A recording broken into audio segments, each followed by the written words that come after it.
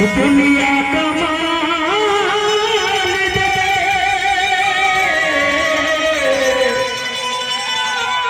ओ हम पर तू एक निगाह ए मोहब्बत की गाल दे ये आज पिया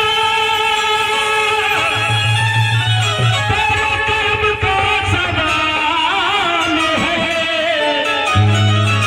ये सबका रसूल पाक का झोली में डाल दे रसूल पाक का झोली में डाल दे तो सच किया करेंगे तेरा पार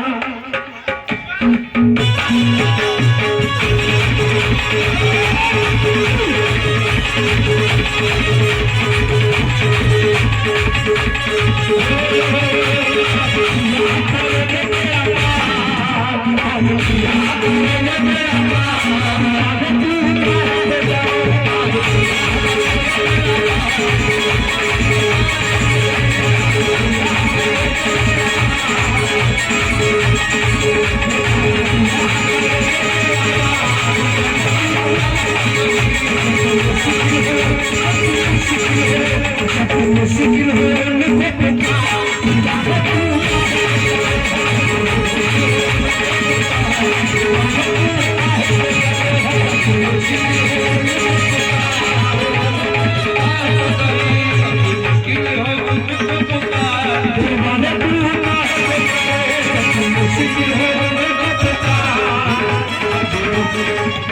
मेरे